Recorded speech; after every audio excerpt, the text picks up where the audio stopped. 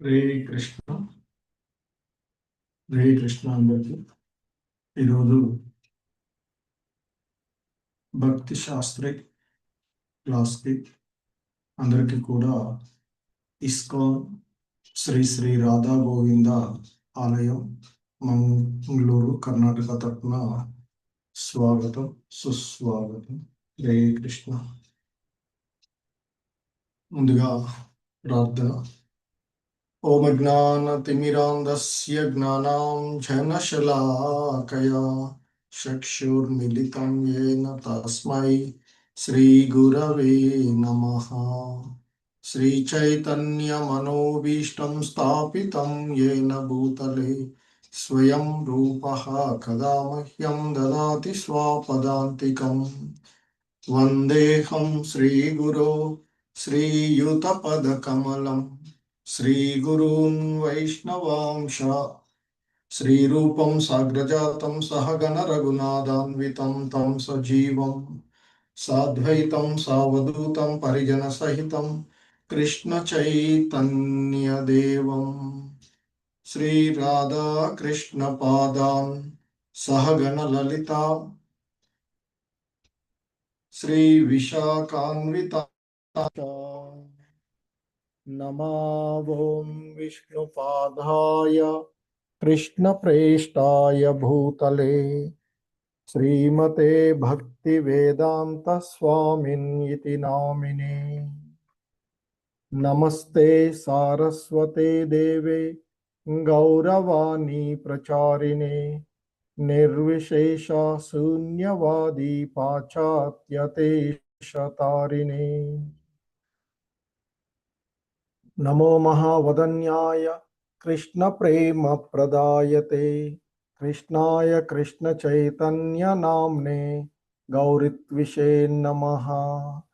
హే కృష్ణ కరుణా సింధో దీనబంధో జగత్పతే గోపేశ గోపికా కాంత రాధా కాంత నమోస్తుతే. తప్త కాంచన గౌరాంగి రాధే వృందావనేశ్వరి వృషభానుసుతే దేవి ప్రణమామి హరిప్రియే. వాంఛాకల్పతరుభ్యశ్చ కృపా సింధుభ్య ఏవ చ పతితానాం పావనేభ్యో వైష్ణవేభ్యో నమో నమః. జయ శ్రీకృష్ణ చైతన్య ప్రభు నిత్యానంద శ్రీ అద్వైత గదాధర శ్రీవాసాది గౌర భక్త వృంద. హరే కృష్ణ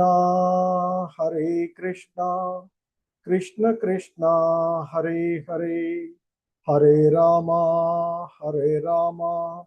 రామ రామ హరే హరే. హరే కృష్ణ. సో ఈ భక్తి శాస్త్రి క్లాస్లో మనము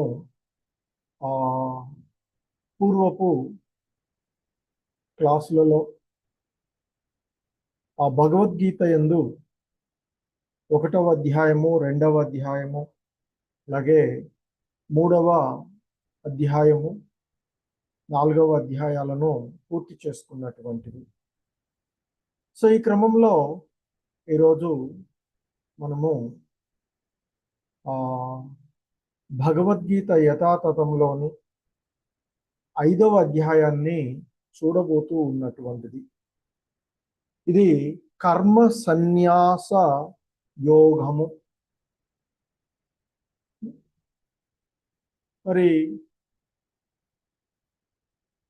మనకి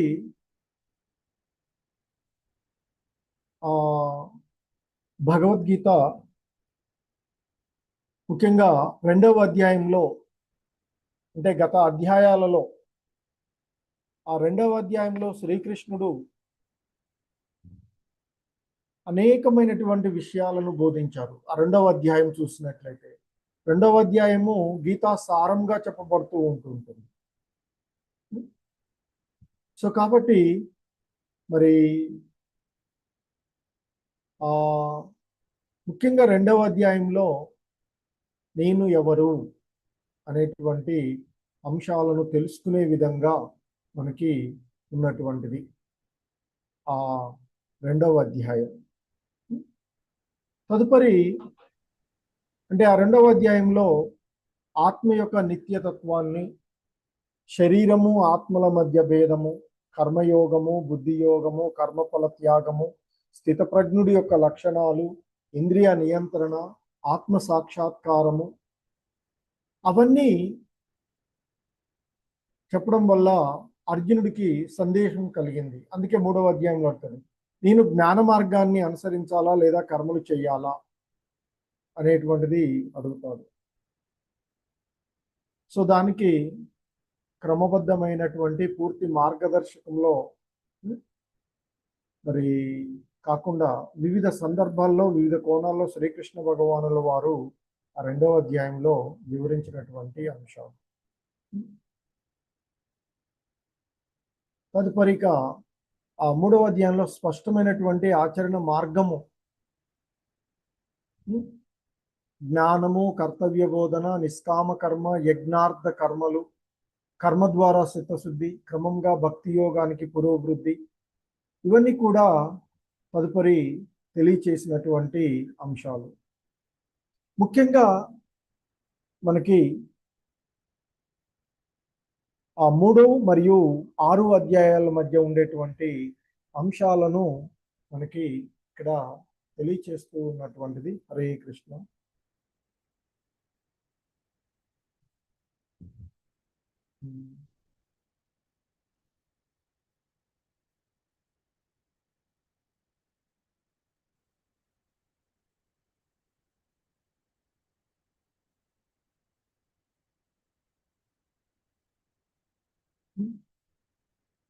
సో ముఖ్యంగా భగవద్గీత లో ఇంతకుముందు తెలియచేసినటువంటి అంశాల యొక్క క్రమానుగతంగా మనం చూసినట్లయితే భగవద్గీతకు పీఠికగా ఉన్నటువంటి అనేక భిన్నమైనటువంటి మార్గాలు కూడా అందులో గత అధ్యాయాలలో వివరించబడ్డవి. మరి వాటిని ఆచరణలో పెట్టడానికి, సరిగా అర్థం చేసుకోవడానికి, ఆధ్యాత్మిక పురోగతికి మార్గానికి మరింత క్రమమైనటువంటి విధానము అవసరమవుతుంది. అందుకే అర్జునుడు అడిగేటువంటి ప్రశ్నల ద్వారా భగవద్గీత యొక్క రహస్యాన్ని యథార్థంగా అర్థం చేసుకునే ప్రతి విద్యార్థి కోసం కూడా ఇక్కడ, ఎందుకంటే అర్జునుడు ప్రశ్నలు అడుగుతూ ఉంటాయి, చూస్తూ ఉన్నాం. దానికి కృష్ణ భగవానుల వారు సమాధానం చెప్తూ ఉన్నటువంటి 3వ అధ్యాయంలో కర్మకాండ ద్వారా కర్మయోగము అంటే కర్తవ్యాన్ని యజ్ఞభావంతో చేయడం ద్వారా కర్మను శుద్ధి చేసుకోవచ్చు అనేటువంటిది తెలియచేస్తుంది. ఇక 4వ అధ్యాయమైనటువంటి జ్ఞానయోగము కర్మ యొక్క స్వభావాన్ని, జ్ఞానాన్ని, యజ్ఞతత్వాన్ని అర్థం చేసుకోవడం అనేటువంటి. ఇక ఈరోజు మనం చూడబోతూ ఉన్నటువంటి 5వ అధ్యాయము కర్మ సన్యాస యోగము.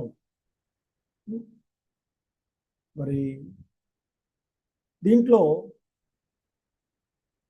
కర్మలను విడిచిపెట్టడం కంటే వాటిని కృష్ణ చైతన్యంలో నిర్వహించడమే గొప్ప అనేటువంటి అర్థం చేసుకునే విధంగా మనకి ఈ 5వ అధ్యాయంలో ఉన్నటువంటి అంశాలు.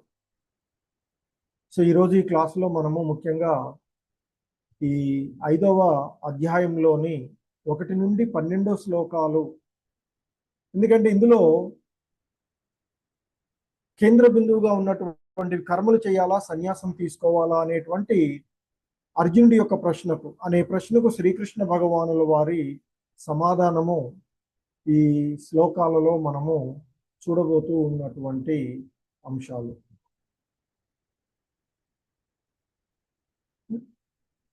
సో మనకి సాధారణంగా ఇంతకుముందు చెప్పుకున్నట్లుగా 3వ అధ్యాయము కర్మకాండ కర్మయోగము, 4వ అధ్యాయం జ్ఞానయోగము, 5 ఇప్పుడు మనం చూడబోతుంది కర్మ సన్యాస యోగము, అలాగే జ్ఞాన యోగం. అట్లా దీన్ని అయితే తదుపరి అధ్యాయంలో 6వ అధ్యాయం ధ్యాన యోగము లేదా ఆత్మ సంయమ యోగము అనేటువంటి అధ్యాయంలో మనసును నియంత్రించి ఆత్మ సాక్షాత్కారం వైపుకు పురోగమించడం గురించి తెలియచేసేటువంటి అంశాలను మనము అందులో చూసేటువంటివి. హరే కృష్ణ.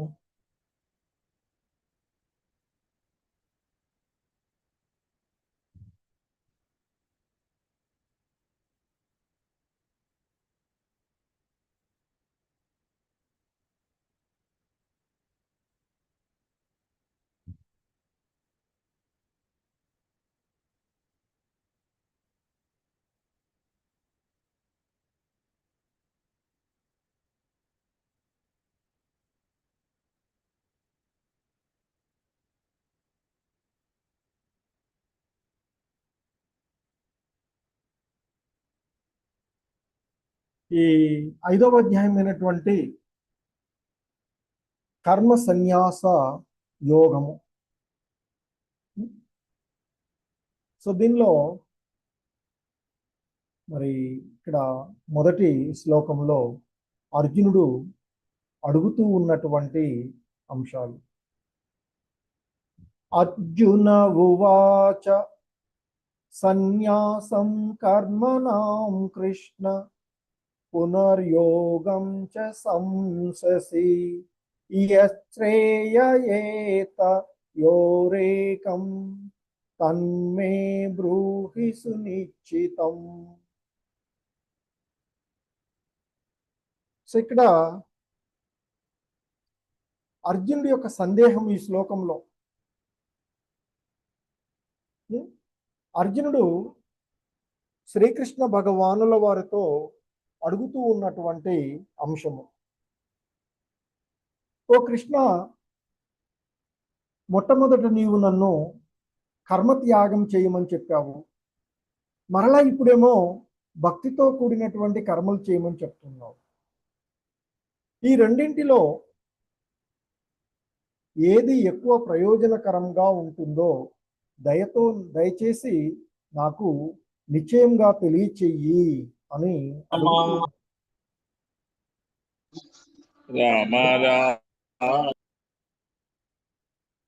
హరే కృష్ణ.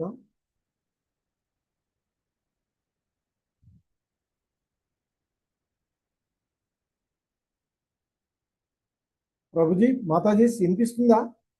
వినిపిస్తుంది ప్రభుజీ.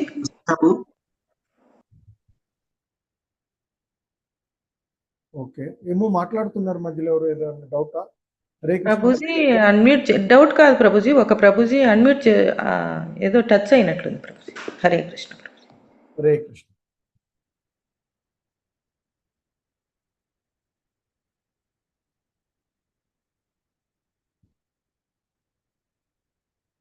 ఓకే మాతాజీ, ఎక్కడైనా డిస్టర్బెన్స్ ఉంటే నాకు ఇన్ఫార్మ్ చేయండి. ఓకే, హరే కృష్ణ. ఓకే ప్రభుజీ.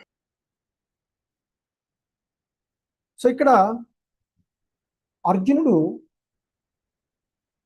అడుగుతూ ఉన్నటువంటి అంశం, అర్జునుడి యొక్క సందేహాన్ని శ్రీకృష్ణుడితో అడుగుతూ ఉన్నాడు.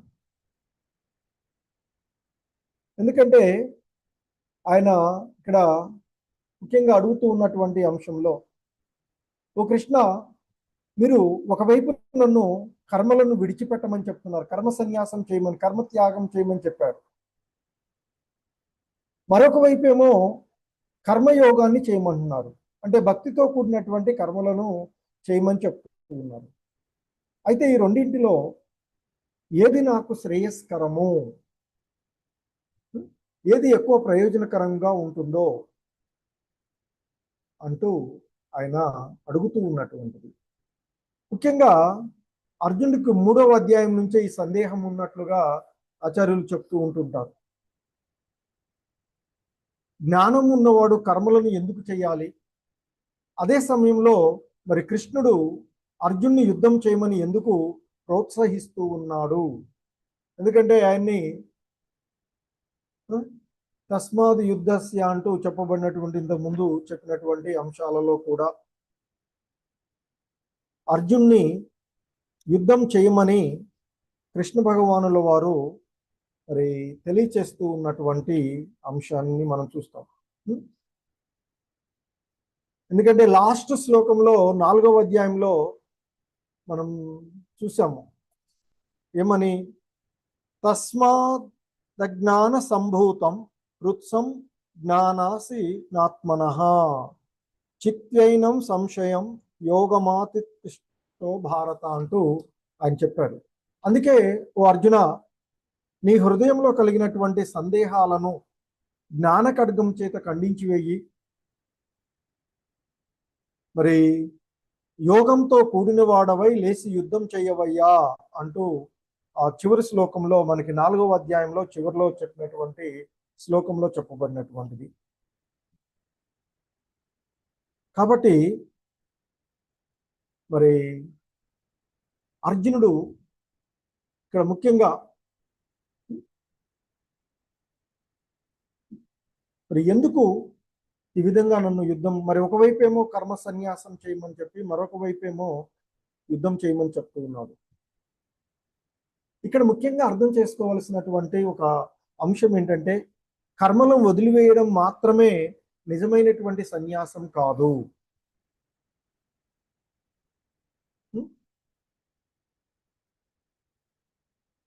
మరి కృష్ణుడి కోసం కర్మ చేయడము అది నిజమైనటువంటి సన్యాసం లేదా నిజమైనటువంటి ఉన్నతమైనటువంటి మార్గంగా మనకి చెప్పబడుతూ ఉన్నటువంటిది. ముఖ్యంగా ఈ 5వ అధ్యాయంలో భక్తియుత శ్రీకృష్ణ భగవానులు వారు చెప్తున్నారు, ఈ భక్తియుతమైనటువంటి కర్మ శుష్క మానసిక కల్పనల కంటే ఉత్తమమైనదని తెలియచేస్తూ ఉన్నారని శ్రీల ప్రభుపాదుల వారు వారి యొక్క భాష్యంలో మనకు చెప్పేటువంటిది. అలాగే ఈ భక్తి యోగము ఇతరుల కంటే సులభమైనది, ఎందుకంటే ఇది దివ్య స్వభావము కలది అయినందువలన మనిషిని ఫల విముక్తుని చేస్తుంది.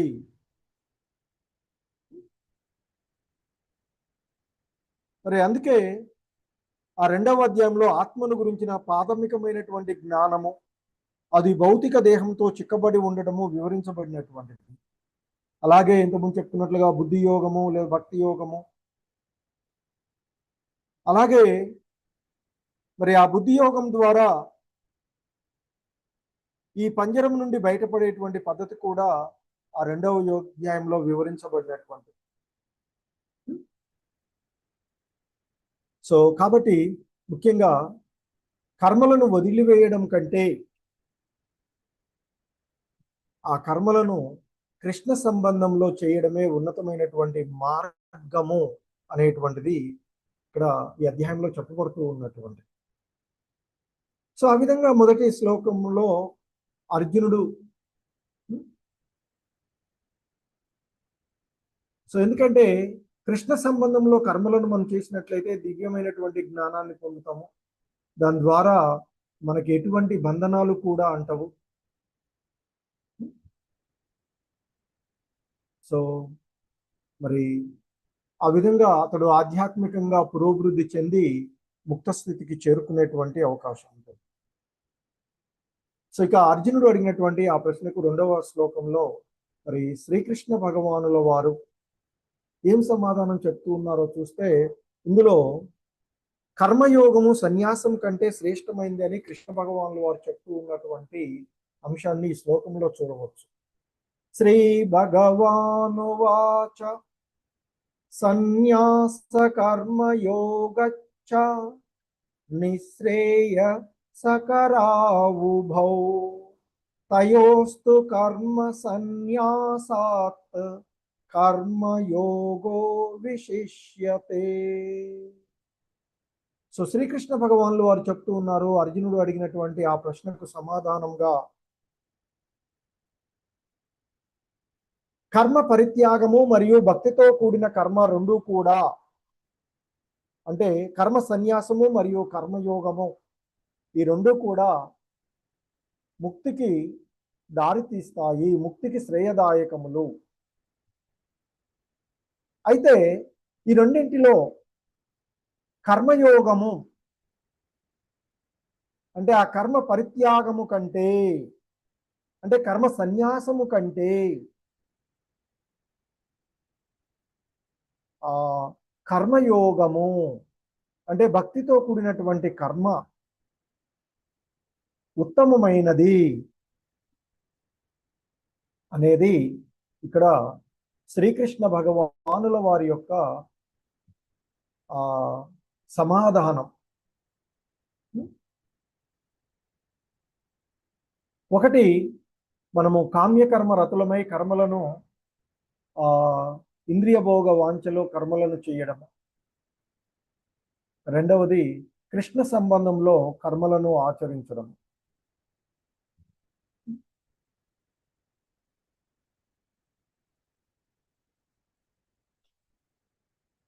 అందులో కృష్ణ సంబంధంలో ఆ కర్మలను వదిలేసేటువంటి దానికి బదులుగా కృష్ణ సంబంధంలో కర్మలను మనం చేసేటువంటి కర్మలను కృష్ణ చైతన్యంలో చేయడం ద్వారా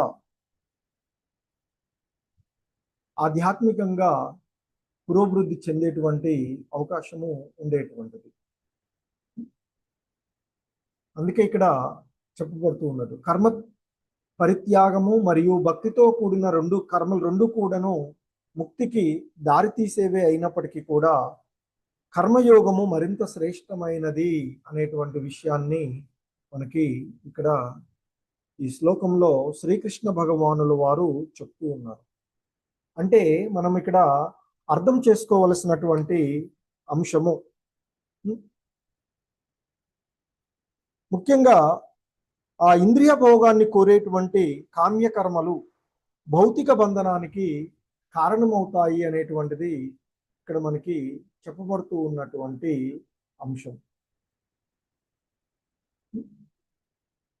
సో ఏవైతే ఇంద్రియ సంపర్కం ద్వారా చేయబడేటువంటి ఇంద్రియాల కోసం ఇంద్రియ భోగాన్ని కోరుకుంటూ మనం చేసే ఏవైనా కర్మలను చేస్తే అవి భౌతిక బంధన కారణమవుతాయి అనేటువంటిది ఇక్కడ చెప్పబడుతూ ఉన్నటువంటిది.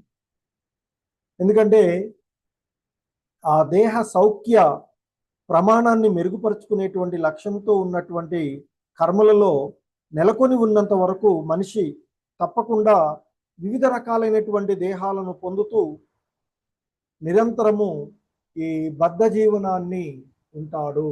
ఈ సృష్టిలో ఉండేటువంటి 84 లక్షల రకాలైనటువంటి జీవజాతులలో ఏదో ఒక దేహాన్ని పొందుతూ నిరంతరము ఈ భవబంధనాలలోనే చిక్కుకొని పోతాడు అనేటువంటిది చెప్పబడుతూ ఉన్నటువంటిది. ఎందుకంటే ఈ భౌతిక జగత్తు యొక్క సంపర్కంలోనికి వచ్చినటువంటి జీవులు ఇంద్రియ భోగం పట్ల వెర్రితో ఈ క్లేశాలతో నిండి ఉన్నటువంటి ఈ దేహమును లోనే మరలా నెరలా వివిధ రకాలైనటువంటి కామ్యకర్మ రతులమై ఉంటూ ఉంటారు అని చెప్తూ ఉంటారు. గతంలో ఏమి అనేటువంటిది తెలియదు. అందుకే మనకి భగవద్గీతలో చెప్తారు కదా, మతిమరుపు జ్ఞానము అన్నీ నా నుండే కలుగుతూ ఉన్నాయి అని చెప్తారు. కాబట్టి జీవుడు ఒక దేహం నుండి మరొక దేహానికి మారినప్పుడు గతానికి సంబంధించినటువంటి అన్నీ కూడా మర్చిపోతాడు. ప్రస్తుతం మనం పొందినటువంటి ఈ దేహం ఏదైతే ఉందో, ఈ సృష్టిలో 84 లక్షల రకాలైనటువంటి జీవజాతుల్లో ఉండేటువంటి దేహాలలో మనం ప్రస్తుతం పొందేటువంటి ఏ దేహం ఏదైతే ఉందో అది గత జన్మలో చేసినటువంటి కర్మ ఫలాలుగానే పుడుతూ ఉంటుంది. దీనికి మనకి ఇంత ముందు కూడా భరత మహారాజు ఉదాహరణ చూస్తూ ఉంటుంటాం.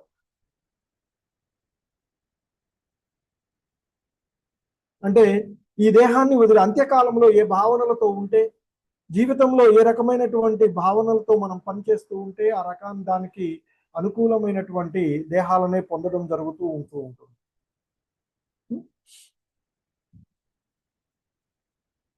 సో కనుక మరి ప్రతి ఒక్కరు కూడా తెలుసుకోవలసినటువంటి అంశం ఏంటంటే, ఈ దేహం నేను కాదు. 2వ అధ్యాయంలో మనకి తెలియచేసినట్లుగా ఈ దేహం కాదు నేను, శాశ్వతమైనటువంటి ఆత్మతత్వాన్ని ఎరిగి అదే ఆత్మజ్ఞానాన్ని పొందాలి అని చెప్తూ ఉంటుంటారు. సో కాబట్టి మరి సులభమైనటువంటి అర్థం మనం ఇక్కడ దీన్ని ఆ భగవంతుడు చెప్పినటువంటి దాని ప్రకారంగా కేవలం బాధ్యతలను వదిలివేయడమే సరిపోదు అని, మనసులో భౌతిక కోరికలు అలాగే ఉంటే మనం బాహ్య సన్యాసం యొక్క ప్రయోజనము ఏమీ కూడా ఉండదు. అది కూడా ఇంతకుముందు కపట ఆచార్యుల గురించి చెప్పినప్పుడు భగవంతుడు చెప్పినటువంటి విషయాలను కూడా చూస్తాం. కాబట్టి మరి చేయవలసింది కృష్ణ చైతన్యంలో నిమగ్నమైనటువంటి వాళ్ళు చేసేది, మరి శాస్త్రాలు మనకు తెలియచేస్తూ ఉన్నటువంటి అంశాలు, కర్మలను వదలడం కంటే కర్మ ఫలాన్ని వదిలివేయడమే. అంటే ఆ కర్మ ఫలాలను వదిలి ఆ చేసేటువంటి కర్మలను భగవంతుని యొక్క సేవగా చెయ్యడమే ఉత్తమము అనేటువంటిది ఇక్కడ చెప్పబడుతూ ఉన్నటువంటి అంశం.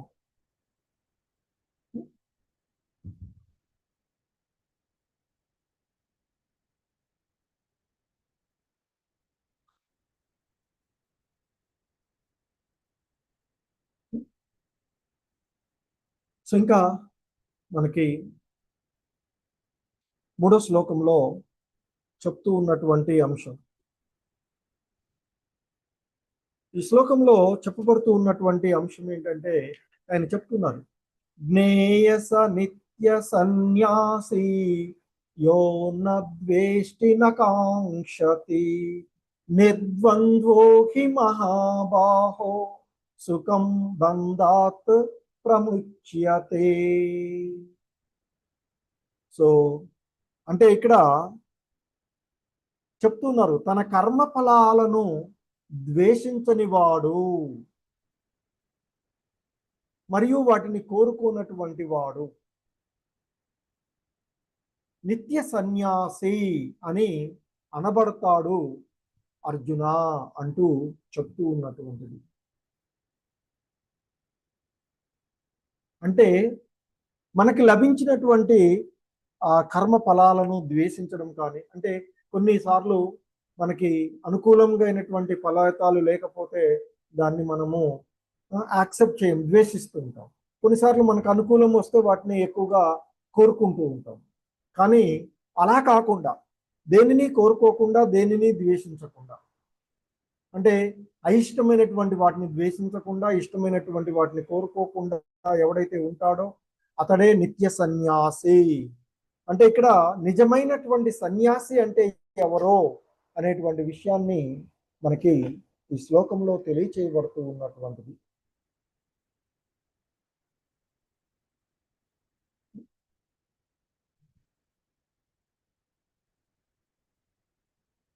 సో అందుకే ఇక్కడ అంటూ ఉన్నారు, నిర్ద్వంద్వో హి మహాబాహో, ఓ మహాబాహువులు కలిగిన వాడా అర్జున, సకల ద్వంద్వాల నుండి విడివడి అటువంటి వ్యక్తి సులభంగా భవబంధనాల నుండి విముక్తి పొందుతాడు అనేటువంటి విషయము ఇక్కడ చెప్పబడుతూ ఉంది.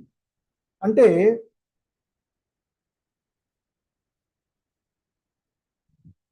పూర్తిగా కృష్ణ భక్తి భావనలో ఉన్నటువంటి వాడు తాను చేసినటువంటి కర్మఫలాల పట్ల ద్వేషం కానీ లేదా అయిష్టాలను కలిగి ఉండరు అని చెప్తుంటారు. అలా లేకుండా వాడే నిత్యమైనటువంటి సన్యాసి.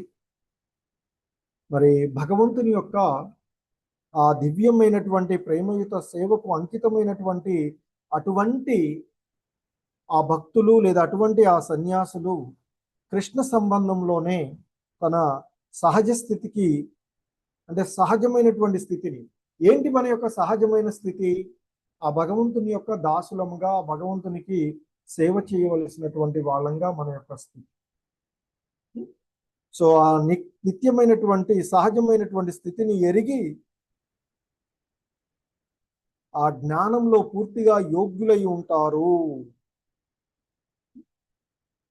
సో కాబట్టి మరి అటువంటి వాళ్ళు కృష్ణుడు పూర్ణ పురుషోత్తముడు అని, మరి తాను ఆ కృష్ణుడి యొక్క అంశ, అందుకే భగవద్గీత 15 మమైవాంశో జీవలోకే, ఈ జీవులన్నీ నా యొక్క భిన్న అంశాలు అని చెప్తూ ఉంటుంటారు. కాబట్టి మనము భగవంతుని యొక్క అంశలము. ఎందుకంటే గుణాత్మకంగా భగవంతుని యొక్క అంశాలు, భగవంతుని యొక్క లక్షణాలు ఉండేటువంటివి. కానీ పరిమాణాత్మక చాలా చాలా స్వల్పంగా ఉండేటువంటివి ఆ దైవీ లక్షణాలు, భగవంతుని యొక్క లక్షణాలు మనలో ఉండేవి.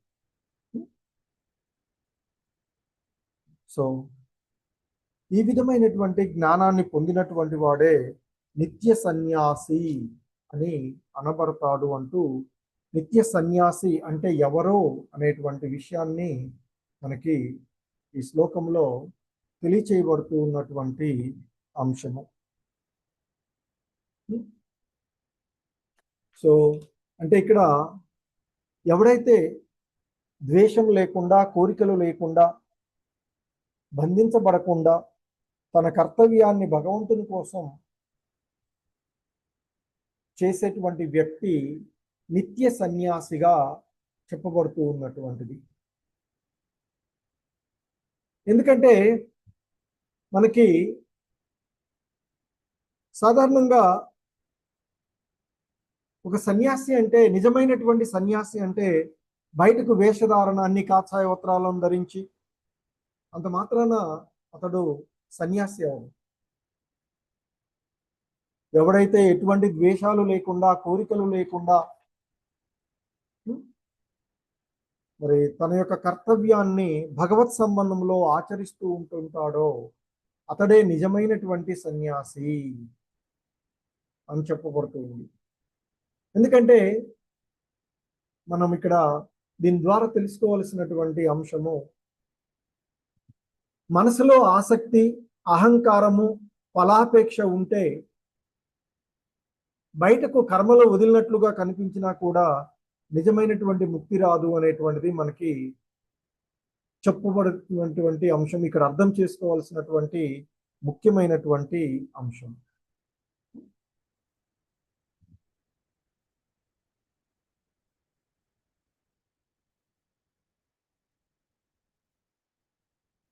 సో ఇంకా మనకి 4వ శ్లోకంలో సాంఖ్య మరియు కర్మయోగాలను గురించి తెలియచేస్తూ ఉన్నారు కృష్ణ భగవానుల వారు. సాంఖ్య యోగౌ పృథగ్బాలాః ప్రవదంతి న పండితాః ఏకమప్యాస్థితః సమ్యక్ ఉభయోర్విందతే ఫలం. ఓ అర్జున, కేవలము అజ్ఞానులే భక్తి యోగాన్ని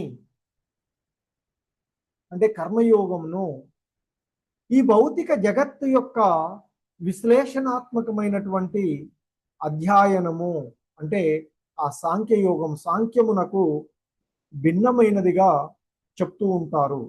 కానీ ఈ రెండు మార్గాలలో ఏ ఒక్కదానిని సమగ్రంగా అనుసరించినను రెండింటి యొక్క ఫలాలను పొందగలరు అని పండితులు చెప్తూ ఉన్నటువంటి అంశము అర్జున అంటూ చెప్తూ ఉన్నటువంటిది.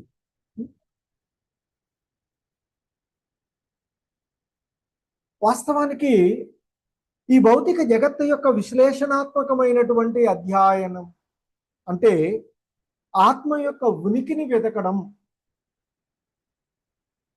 ఆత్మ యొక్క ఉనికిని వెతకడమే ఈ భౌతిక జగత్తు యొక్క విశ్లేషణాత్మకమైనటువంటి అధ్యయనం యొక్క లక్షణం అంటే లక్ష్యం.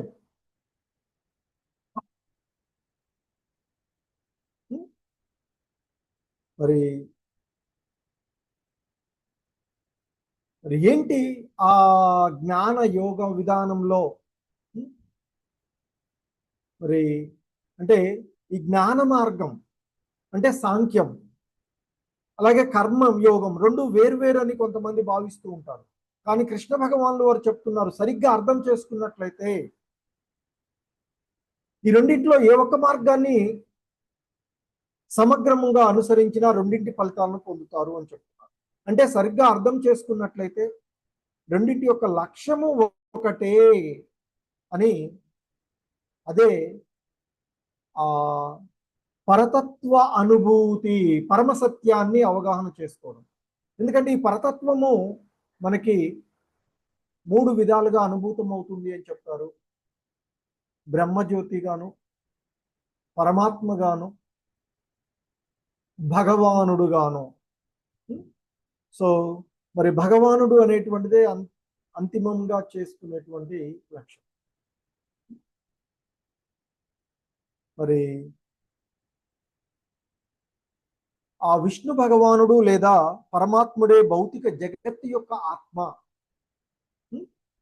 భగవంతునికి చేసేటువంటి భక్తియుత సేవ ఆ పరమాత్మునికి చేసేటువంటి సేవ అవుతుంది అని చెప్తున్నారు. అందుకే ఇక్కడ మనకి భాష్యంలో శ్రీల ప్రభుపాదులు వారు చెప్తారు, ఒక చెట్టు మూలాన్ని కనుక్కోవడం ఒక పద్ధతి అయితే, అంటే ఇక్కడ సాంఖ్యము అనేటువంటిది చెట్టు యొక్క వేరును కనుక్కోవడము అయితే, కర్మయోగము అనేటువంటిది ఆ వేరుకు నీరు పోయడం వంటిది అని చెప్తూ ఉంటుంటారు. మరి వాస్తవానికి ఈ రెండింటి యొక్క ఉద్దేశం ఏంటి? ఆ చెట్టును పోషించడం. సో మరి వివిధ మార్గాలు మనకున్నటువంటి ఈ మార్గాలన్నీ కూడా పరతత్వ అనుభూతిని పొందడానికి,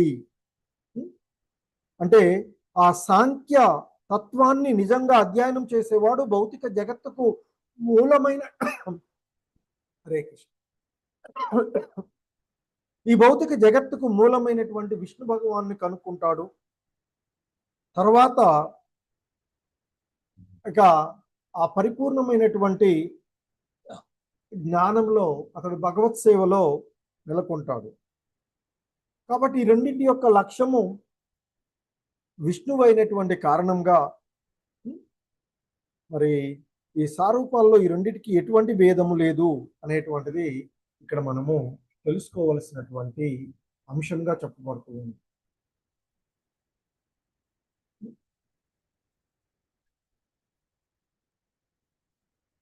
మరి ఈ 5వ శ్లోకంలో మనకి యత్ సాంఖ్యై ప్రాప్యతే స్థానం తద్యోగైరపి గమ్యతే ఏకం సాంఖ్యం చ యోగం చ యపశ్యతి సపశ్యతి. ఈ విశ్లేషణాత్మకమైనటువంటి అధ్యయనము అంటే సాంఖ్యము ద్వారా పొందబడేటువంటి స్థానమును భక్తి యోగం ద్వారాను పొందవచ్చునని ఎరిగి భక్తి యోగము మరియు సాంఖ్య యోగములను ఏకస్థాయిలో ఉన్నట్లు చూడగలిగిన వాడే యథార్థ దృష్టి కలిగిన వాడు అనేటువంటిది ఈ శ్లోకంలో మనకి చెప్పబడుతూ ఉన్నటువంటిది. అంటే సాంఖ్య మార్గం ద్వారా భౌతిక ప్రకృతి నుండి మనకి వైరాగ్యము కలుగుతూ ఉంటుంది అని చెప్తూ ఉంటుంటారు. అంటే ఈ విశ్లేషణమైనటువంటి అధ్యయనము ద్వారా, అంటే జ్ఞాన యోగం ద్వారా. అలాగే ఈ కర్మయోగం చేయడం ద్వారా, అంటే భక్తి యోగంలో నిమగ్నం అవ్వడం ద్వారా, అంటే భక్తి భావనలో కర్మలను ఆచరించడం ద్వారా మనిషి తన కర్మలను ఏం చేస్తాడు? భగవంతునికి అర్పించడం జరుగుతుంది, కృష్ణ సంబంధంలో వినియోగించుకోవడం జరుగుతుంది. కానీ ఈ రెండింటి యొక్క పరమ లక్ష్యం మాత్రం ఒకటే. ఏంటి అంటారా? అదే ఆ భగవంతునితో మనకున్న సంబంధాన్ని తెలుసుకోవడము, భగవంతునితో సంబంధాన్ని తెలుసుకోవడం. అదే మనకి ఈ 5వ శ్లోకము. అంటే 2 మార్గాల యొక్క లక్ష్యము ఒక్కటే. అటు సాంఖ్యమైన, ఇటు కర్మయోగమైన లేదా భక్తి యోగము అయినా ఒకటే ఫలాన్ని అంతిమంగా ఇస్తూ ఉన్నాయి అనేటువంటిది ఇక్కడ చెప్తూ ఉన్నటువంటి అంశం. సో ఇంతకుముందు చెప్పినట్లుగా మన యొక్క అన్ని కూడా మరి ఆ పరమాత్మను చేరుకున్నట్లుగా, ఇంతకుముందు వేరు ఎతకడము, నీళ్లు పోయడము అనేటువంటిది కూడా ఆ భగవంతుని యొక్క మరి ఇది సాంఖ్యయోగమైన, అటు కర్మయోగము డివోషనల్ సర్వీస్ అయినా ఆ భగవంతునికి సేవ చేయడం, ఆ భగవంతుని యొక్క పరతత్వాన్ని తెలుసుకోవడమే వీటి యొక్క అంతిమ లక్ష్యం.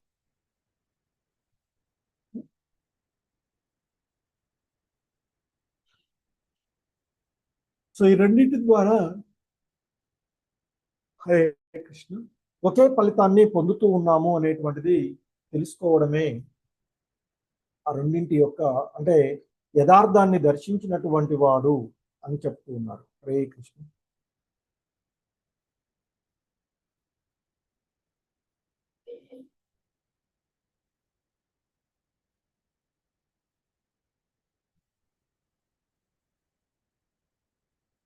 ఇంకా మనకి మరి ఇంతకుముందు చెప్పినట్లుగా బ్రహ్మజ్యోతి, పరమాత్మ, అలాగే భగవాన్ అనుభూతిని పొందేటువంటి వివిధ మార్గాల్లో ముఖ్యంగా ఆ జీవితం యొక్క పరమ లక్ష్యాన్ని మనం చూసినట్లయితే అది తాత్విక పరిశోధన యొక్క నిజమైనటువంటి ప్రయోజనము మన యొక్క పరమ లక్ష్యాన్ని, అదే ఆ పరతత్వ అనుభూతిని పొందడము అనేటువంటిది. సో కనుక జీవిత చర్మ లక్ష్యము ఆత్మానుభూతియే కనుక రెండు పద్ధతుల ద్వారా చేరినటువంటి నిర్ణయాల్లో ఎటువంటి భేదము లేదు అనేటువంటిది ఇక్కడ చెప్పబడుతూ ఉన్నటువంటి అంశం. సో ఇక 6వ శ్లోకంలో మనకు చెప్తూ ఉన్నారు, సన్యాసస్తు మహాబాహో దుఃఖమాప్తు మయోగతః యోగయుక్తో మునిర్బ్రహ్మ నచిరేనాధిగచ్చతి. సో భగవంతుని యొక్క భక్తియుత సేవ యందు నియుక్తం కాకుండా కేవలము కర్మలను త్యజించడం ద్వారా ఎవడు సుఖమును పొందలేడు. కానీ భక్తి యోగమునందు నియుక్తుడైన మననశీలుడు పరబ్రహ్మమును శీఘ్రమే పొందగలడు అంటూ ఇక్కడ చెప్పబడుతూ ఉన్నటువంటి అంశం. అంటే కృష్ణ సంబంధము లేకుండా, కృష్ణ చైతన్యములో నిమగ్నం అవ్వకుండా, అంటే ఆత్మానుభూతి గురించి ప్రయత్నం చేయకుండా, ఇక్కడ ఈ శ్లోకంలో మనకి చాలా ముఖ్యమైనటువంటి విషయాన్ని అవగాహన చేసుకోవలసినటువంటిది. సన్యాసస్తు మహాబాహో దుఃఖమాప్తు మయోగతః యోగయుక్తో మునిర్బ్రహ్మ నచిరేన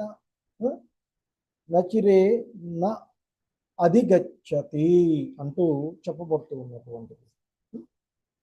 మరి అంటే సన్యాస ఆశ్రమము, ఇక్కడ మహాబాహు అంటే అర్జున, మహాబాహులు కలిగినటువంటి అర్జునుతో చెప్తున్నారు.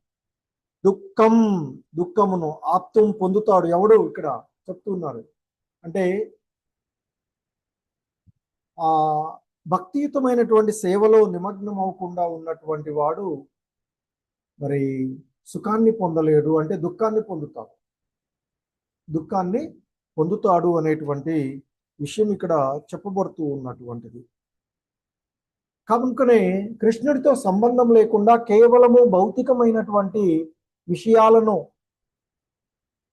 వదిలివేయడం కూడా కష్టమే. ఎందుకంటే మన మనసుకు ఒక మంచి ఆసక్తి అవసరం.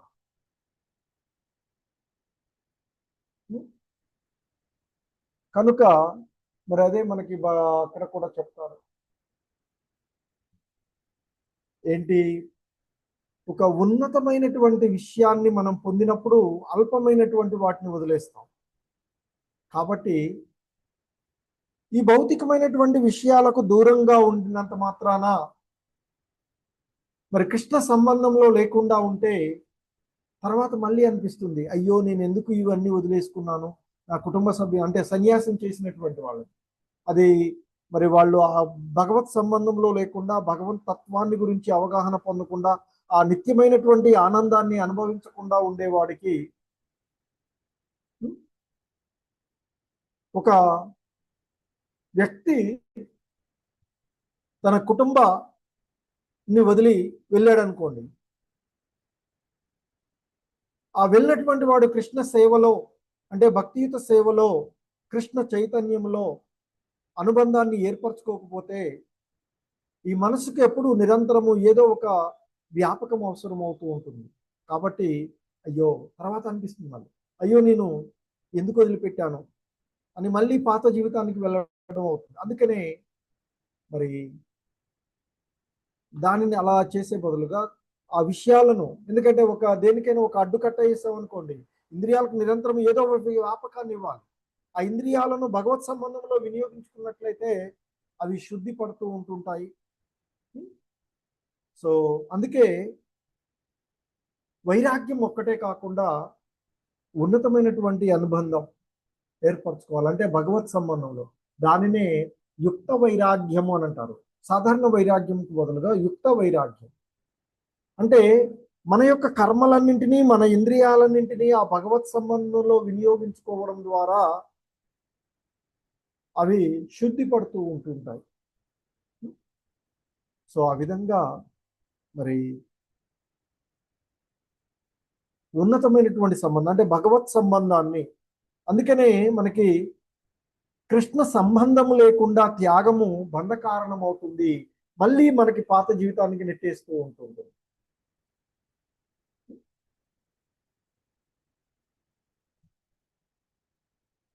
సో ఇంకా మనకి ఈ 7వ శ్లోకంలో యోగయుక్తో విశుద్ధాత్మ విజితాత్మ జితేంద్రియః సర్వభూతాత్మ భూతాత్మ కుర్వన్నపి న లిప్యతే. సో ఇక్కడ మనకి చెప్పబడుతూ ఉన్నటువంటి అంశము, భక్తి యోగంతో కర్మను నరించువాడు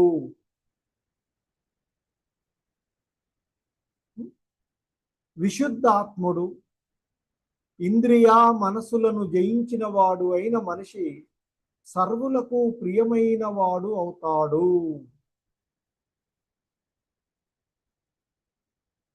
అటువంటి వాడు సర్వుల ఎడ ఆయన కూడా, అతనికి కూడా సర్వులు కూడా ప్రియమైనవి అవుతాయి అని చెప్తారు. అటువంటి వాడు నిరంతరము కర్మలను ఆచరిస్తూ ఉన్న ఆ కర్మల ఎడ అతడు ఎప్పుడూ కూడా బద్ధుడు కాడు అనేటువంటిది ఇక్కడ చెప్తూ ఉన్నారు. అంటే ఈ ముందుగా మనకి ఇక్కడ ముఖ్యంగా ఈ శ్లోకంలో నిష్కామ కర్మయోగిని గురించి చెప్తూ ఉన్నారు. నిష్కామ కర్మయోగి అంటే భక్తితో పనిచేసేటువంటి వాడు, విశుద్ధాత్ముడు, విశుద్ధమైనటువంటి ఆత్మను కలిగినటువంటి వాడు. ఈ ఆత్మను పరిశుద్ధం చేసుకున్న ఆత్మ మరి ఎలా మన యొక్క హృదయస్థ మలినాలు ఎలా తొలగిపోతాయంటే నిరంతరము భగవత్ సంబంధంలో ఉండడము, ఆ భగవంతుని యొక్క నామ జపం చేయడము, నామ సంకీర్తనం చేయడము. అలా చేయడం వల్ల మనం ఈ సృష్టిలో ఎన్నో కోటాను కోట్ల జన్మలు, ఈ 84 లక్షల రకాల జీవుల్లో ఈ మానవ జన్మ రావంటే 80 లక్షల రకాలైనటువంటి జీవజాతులను దాటి రావాలి అని చెప్తుంది. ఎందుకంటే ఈ 4 లక్షలు మానవులు కూడా మళ్ళీ 4 లక్షల రకాలు ఉంటారు. అందులో ఈ ఉన్నతంగా ఆలోచించి ఆర్యం ఉన్నతమైనటువంటి స్థితిలో ఉండే వాళ్ళు కూడా తక్కువే. సో కనుక ఇక్కడ చెప్తున్నారు విశుద్ధాత్ముడు, అలాగే మనసును ఇంద్రియాలను నిగ్రహించినటువంటి వాడు, ఇంద్రియాలను మనసును సదా భగవంతుని యొక్క సేవలో వినియోగించుకున్నటువంటి వాడు, అంతేగాని ఆ ఇంద్రియ భోగ వాంఛల వైపుకు వెళ్ళేటువంటి వాడు కాదు. అలా ఉన్నటువంటి వ్యక్తి ప్రతి ఒక్కడికి ప్రియమైన వాడని, అలాగే ప్రతి ఒక్కడు కూడా అతనికి ప్రియ పాత్రుడు అవుతాడు. సో ఎప్పుడు నిరంతరం అతడు పనులు చేస్తూ ఉన్నా అతడు చేసేటువంటి ఏంటి నిష్కామ కర్మలు కనుక అది ఏది కూడా బంధితం అవ్వదు అనేటువంటిది ఇక్కడ చెప్పబడుతూ ఉంటుంది. అంటే నిష్కామ కర్మయోగి అనేటువంటి వాడు ముఖ్యంగా మనకి ఇక్కడ చెప్పబడుతూ ఉన్నటువంటి అంశాలలో భక్తి భావన ద్వారా మోక్ష పదంలో ఉన్నటువంటి వాడు ప్రతి వ్యక్తికి కూడా, ప్రతి జీవునికి అత్యంత ప్రీతిపాత్రుడు అవుతారు. అలాగే ప్రతి జీవులు కూడా, ఎందుకంటే సర్వజీవుల ఎడ సమత్వ భావంతో ఉంటూ ఉంటారు. కాబట్టి నిష్కామ కర్మయోగి తన కర్తవ్యాన్ని నిర్వర్తిస్తూ ఉంటుంటాడు. ఫలాలపైన ఆసక్తిని చూపడు. తన యొక్క ఇంద్రియాలను నియంత్రించుకుంటాడు. ప్రతి జీవిని కృష్ణ సంబంధంలో ఉన్నటువంటిదిగా చూస్తూ ఉంటాడు. ఎందుకంటే ఇక్కడ మనకి భాష్యంలో చెప్పబడుతుంది, చెట్టు యొక్క వేరు ఉపమానం చెప్పబడుతూ ఉంటుంది. చెట్టు వేరుకు నీరు పోస్తే మొత్తం చెట్టుకు నీరు అందుతూ ఉంటుంది. అదేవిధంగా కృష్ణుడి యొక్క సేవలో నిమగ్నమైనట్లయితే సమస్త జీవులకు సేవ చేసినట్లే అవుతుంది అనేటువంటిది మనకి తెలియపడుతూ ఉన్నటువంటిది. అందుకే కృష్ణ చైతన్యంలో ఉన్నటువంటి వాళ్ళు, కృష్ణ చైతన్యంలో నిమగ్నమైనటువంటి వాడు అందరికీ ప్రియమైనటువంటి వాడవుతాడు. అందరూ కూడా అతనికి ప్రియమైనటువంటి వారు అవుతాడు. అటువంటి వాడు నిరంతరము కర్మలలో నిమగ్నమవుతూ ఉన్నప్పటికీ కూడా ఎటువంటి బంధనాలలో అతడు చిక్కుకొనడు అనేటువంటిది చెప్పబడుతూ ఉన్నటువంటి అంశం.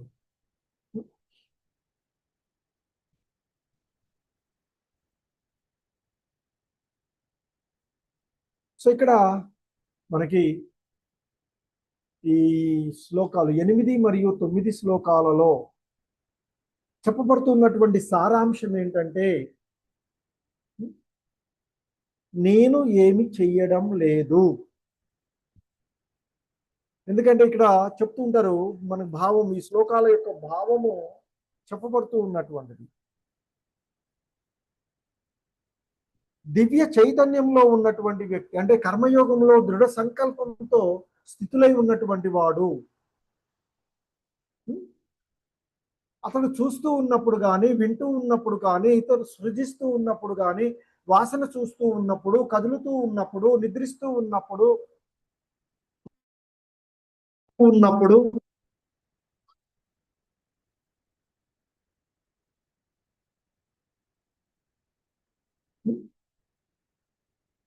మాట్లాడుతూ ఉన్నప్పుడు, విసర్జిస్తూ ఉన్నప్పుడు, ఏదైనా తీసుకుంటూ ఉన్నప్పుడు, కన్నులు తెరుస్తూ ఉన్నప్పుడు లేదా కన్నులు మూస్తూ ఉన్నప్పుడు చేసేది తాను కాదు అని ఎల్లప్పుడూ భావిస్తూ ఉంటాడు అని ఇక్కడ చెప్పబడుతూ ఉన్నటువంటిది.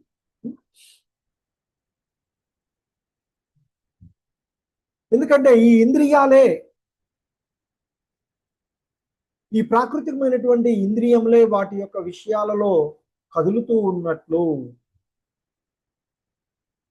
దివ్య ఆధ్యాత్మిక జ్ఞానంతో దానిని గ్రహిస్తాడు, ఎరిగి ఉంటాడు అని చెప్తూ ఉన్నాడు.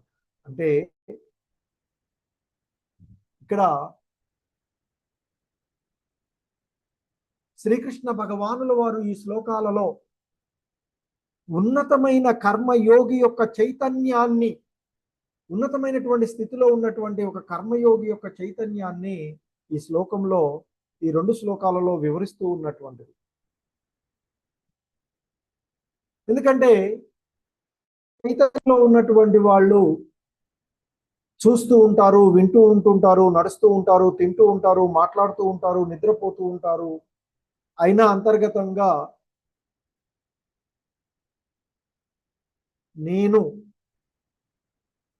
స్వతంత్ర చేసేదంతా నా యొక్క స్వతంత్రంతోనే జరుగుతుంది అనేటువంటి భావనలలో లేకుండా ఉంటుంటారు. ఎందుకంటే నేను భగవంతుని యొక్క సేవకుడిని అనే భావనలో ఉండడం వల్ల.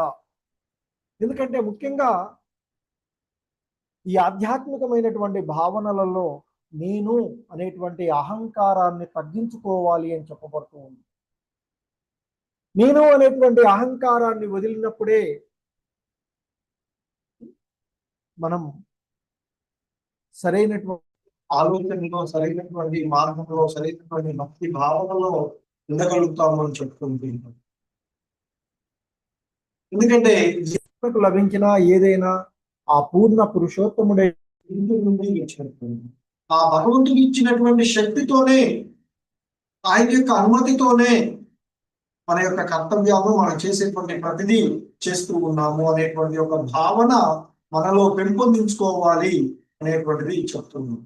సో అందుకే తదుపరి శ్లోకంలో మనకి ఈ తామరాకు, అలాగే మనం చేసేటువంటి ఈ నవవిధ భక్తి మార్గాలు, సో వీటిని తదుపరి క్లాసు చూద్దాం సపరేట్.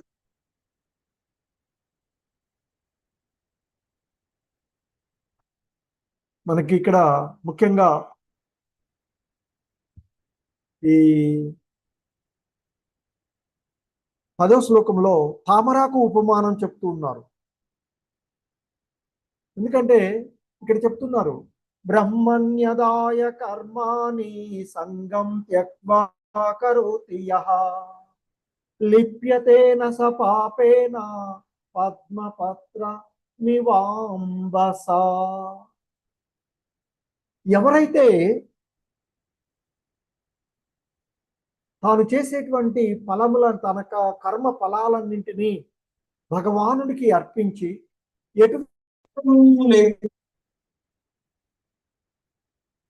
కూడా కర్మ ఫలాలన్నింటినీ భగవంతునికి అర్పించి ఎటువంటి సంగత్వము లేకుండా తన ధర్మాన్ని నిర్వర్తించేటువంటి వాడు తామరాకు నీటిలో ఉన్న అది నీటితో తడవదు.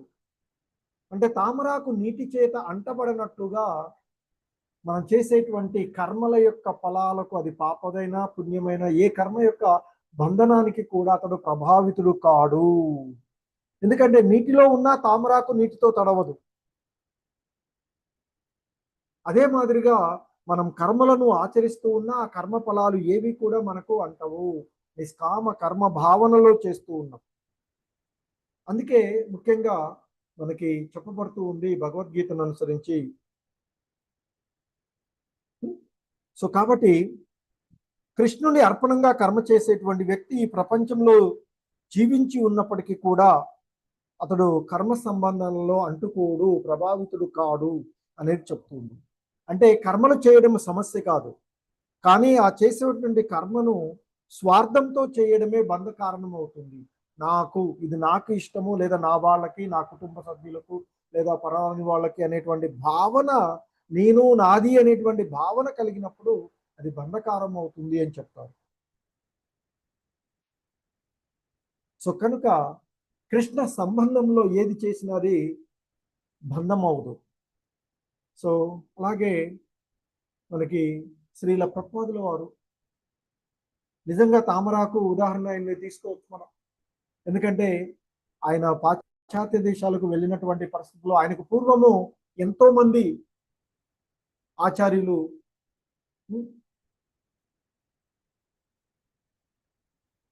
అక్కడికి వెళ్ళి ఉంటారు. పాశ్చాత్య దేశాలకి వెళ్ళిన వాళ్ళు అక్కడ అలవాటు పడి వచ్చినటువంటి వాళ్ళని చూస్తారు ఎక్కువ మంది. కానీ శ్రీల ప్రభుపాదుల వారు మాత్రం అక్కడ ఉన్నటువంటి డిఫరెంట్ కల్చర్స్, హిప్పీ కల్చర్, ఆ రోజుల్లో భోగ భాగ్యాలు ఇది ఉంటూ మందు మత్తు మగువ ప్రభావాలతో ఉన్నటువంటి యువతనంతని కూడా హరే కృష్ణ అంటూ మాట్లాడించినటువంటి వాడు. ఈరోజు ప్రపంచవ్యాప్తంగా కృష్ణ చైతన్యంలో నిమగ్నమవుతుంది యువత, నిమగ్నమవుతున్నారు పాశ్చాత్య దేశాల్లో. అంటే అది వారి యొక్క గురువు గారి యొక్క ఆజ్ఞ మేరకు ప్రభు శ్రీల ప్రభుపాదులు వారు చేసినటువంటి ఇది. అందుకే ఇక్కడ చెప్తూ ఉన్నారు, కాయేన మనసా బుద్ధ్యా కేవలైరింద్రియైరపి యోగిన కర్మ కుర్వంతి సంగం త్యక్వా దేహ త్యక్వాత్మశుద్ధయే. యోగులు మమకార ఆసక్తిని విడిచిపెట్టి కేవలము ఆత్మశుద్ధి కోసం మాత్రమే శరీరము, మనసు, ఇంద్రియాలు, మనసులతో కర్మలను ఆచరిస్తూ ఉంటుంటారు. అంటే వారి యొక్క ఉద్దేశం, అంటే యోగులు ఆసక్తిని విడిచిపెట్టడము, పెట్టి కర్మలు చేస్తారు అంటే భౌతిక లాభం కాదు, ఆత్మశుద్ధి వాళ్ళు పొందేటువంటి. అలాగే మన జీవితంలో కూడా ఉద్యోగము, కుటుంబము, బాధ్యతలు, సమాజ సేవ ఇవన్నీ చేయవచ్చు. కానీ దానివల్ల నాకు ఎంత లాభము అని ఆలోచించకుండా భగవంతుడు నాకు ఈ అవకాశం ఇచ్చాడు, నేను చేస్తూ ఉన్నాను అనేటువంటి భావనతో చెయ్యాలి అని ఆలోచిస్తూ చెయ్యాలి అని చెప్తూ ఉన్నారు.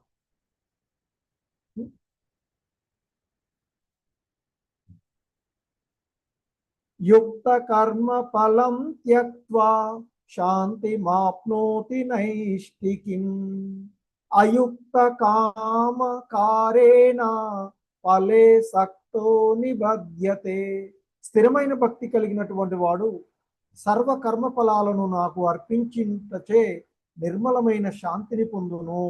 కానీ భగవద్భక్తి లేనివాడు తమ కర్మఫలముల ఎడ ఆసక్తిని కలిగి ఉన్నవాడు అగు మనుజుడు బద్ధజీవుడు అవుతాడు. ఇక్కడ వాస్తవానికి జీవులు రెండు రకాలుగా విభజించబడతారు, నిత్య బద్ధుడు, నిత్య ముక్తుడు. హరే కృష్ణ. నెక్స్ట్ క్లాస్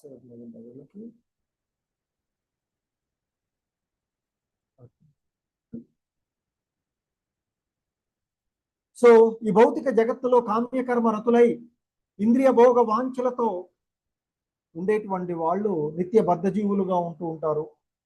ఎవరైతే కృష్ణ సంబంధం, కృష్ణ చైతన్యంలో ఫలాపేక్ష రహితంగా కర్మలను ఆచరిస్తూ ఉంటారో వారు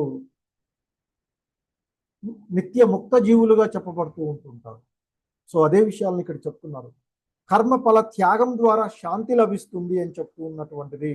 నిష్కామ కర్మయోగి కర్మఫలాన్ని భగవంతునికి అర్పిస్తాడు, అందువల్ల అతను శాంతిని పొందుతాడు అనేది ఇక్కడ చెప్పబడుతుంది. మనం ఫలాలను ఆశిస్తే మనకు ఆందోళన, దుఃఖం కలుగుతుంది. కృష్ణార్పణంగా చేస్తే శాంతి లభిస్తూ ఉంటుంది. ఇది మనం తెలుసుకోవాల్సినటువంటి అంశాలు. హరే కృష్ణ. సో మరికొన్ని అంశాలను తదుపరి క్లాస్లో చూద్దాము. హరే కృష్ణ. హరే కృష్ణ. ప్రభుజీస్, మాతాజీస్, ఎవరికైనా ఏవైనా